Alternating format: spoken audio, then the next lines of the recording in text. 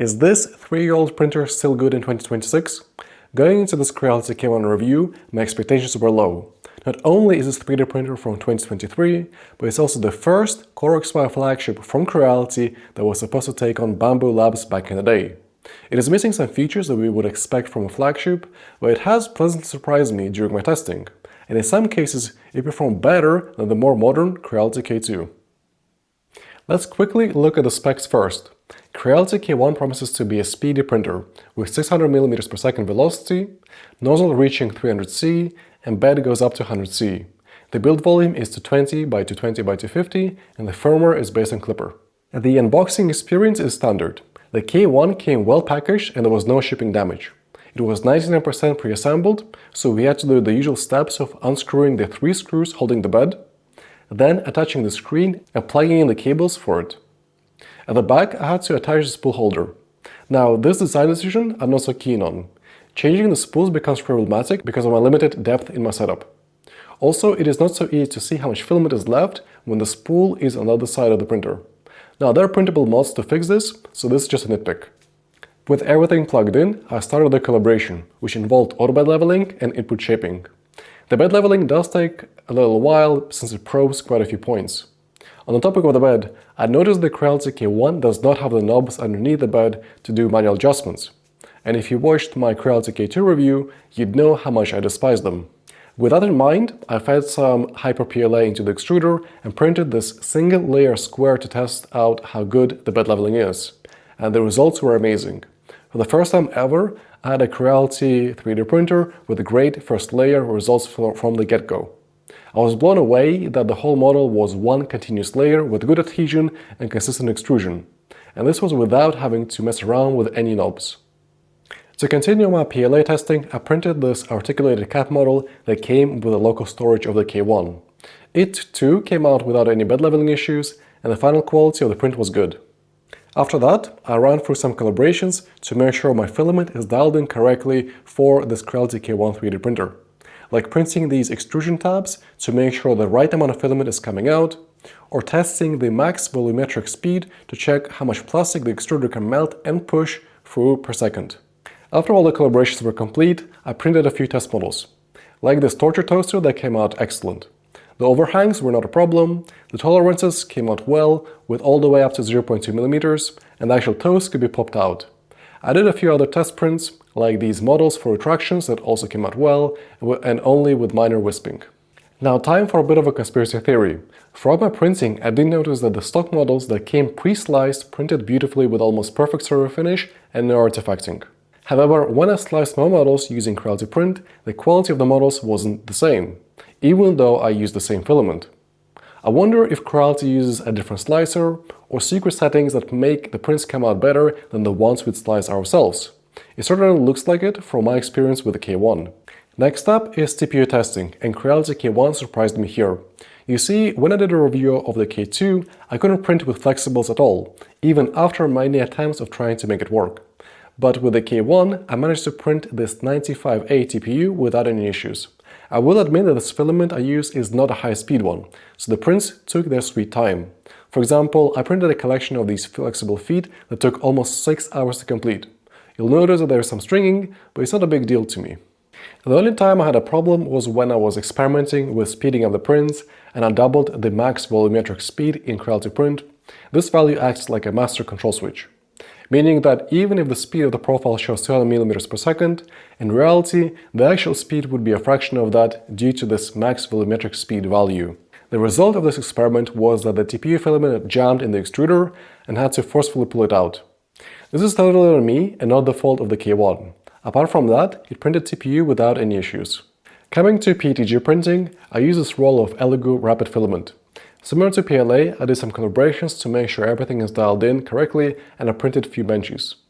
They came out alright, but I did notice some artifacts on the surface of all the models I printed. I did try running input shaping and drying the filament, but I don't think it helped. Nevertheless, I spent quite a lot of time printing with PETG, like all of these functional parts. One tray took about 2 hours, and apart from the artifacts on the skin, the results were good. Only some minor wisps, no stringing, consistent extrusion, and because of the excellent bed leveling, I could utilize the whole bed. Also, there were no bed adhesion issues. Moving to ABS printing, I tested the Creality K1 with this non-high-speed filament. One important consideration here is that the K1 does not have an actively heated chamber, one of the missing features, which could lead to layer adhesion or warping for engineering-grade filaments like ABS. The other factor to keep in mind is the design element. The K1 does have a few openings around the frame that would allow heat escape and as such lead to suboptimal environment for printing ABS. With these two things in mind, I printed a few parts with ABS without any issues. The bencher came out alright. Besides the existing issue with the artifacts in the skin, the final model looks okay. I printed a couple of these planter trays, which took about 50 minutes each. There were no layer adhesion issues or warping. I did print a couple of other models and the results were surprisingly good. Let's talk about interfacing with a 3D printer. The touchscreen provides you with a standard experience. You can see the current print progress, set temperatures, do calibrations, preview print files, connect to Wi-Fi, and so on. I have no complaints here. Looking at the web interface, it is a bit basic. You can do the core functions here, like set temperatures, control the fans, view print files, and so on, but you can't run calibrations or access Clipper CLI through this interface. Side note, you can root the Creality K1, but they have the strange warning that says doing so may invalidate the warranty. Can Creality be even more ambiguous? What does may mean in this scenario? Either it does or it does not invalidate the warranty. Anyway, connecting the K1 to Creality Print is easy. The interface to control the printer inside the slicer looks nicer, and it also has the one piece of information that is missing from the web UI, which is the chamber temperature. This is a read-only value since there is no active chamber heating as I previously mentioned. We also need to talk about the noise levels. Unsurprisingly, the K1 is a relatively loud printer, even when it has less fans than the K2. I think most of the noise comes from the secondary part cooling fan.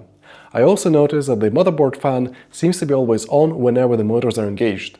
This is kind of unnecessary and annoying. Here's what the K1 sounds like when in action.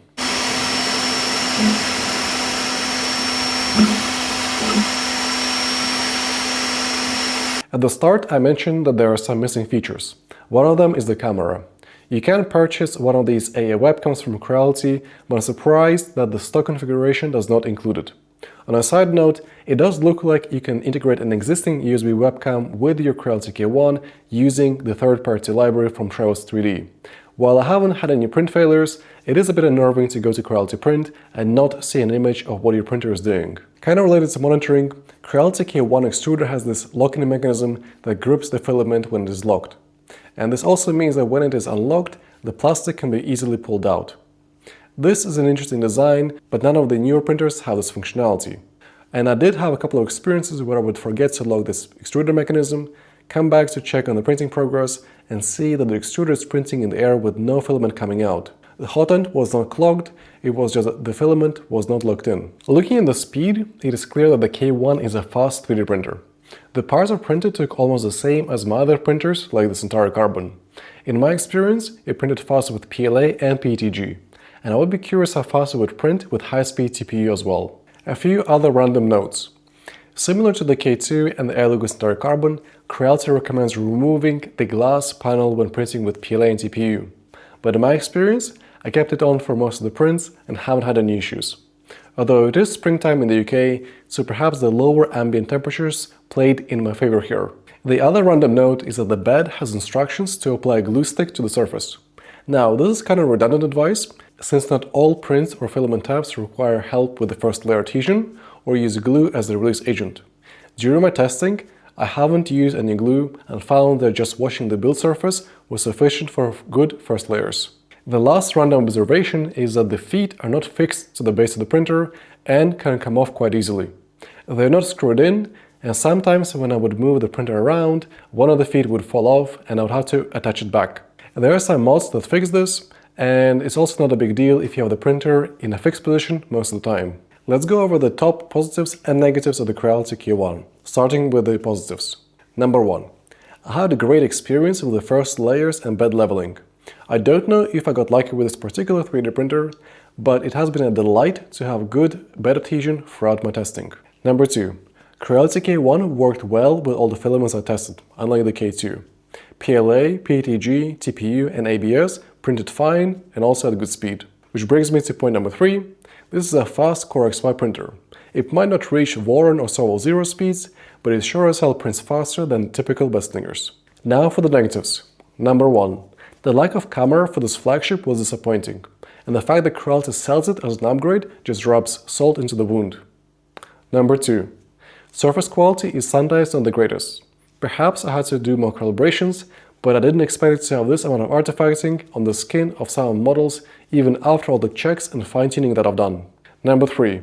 There are some questionable design decisions, like having a spool holder at the back, or having rubber feet that fall off easily, or having the motherboard fan always on at idle. Overall, Creality K1 is a surprisingly good printer from the Chinese manufacturer. In some regards, it's even better than the newer flagship, the K2. If you can get it at a discounted rate, which is going to be easy to find since K1 is discontinued, it would be a decent bargain even in 2026. Let me know what you think about this review. Thanks for watching, and I'll see you in the next one.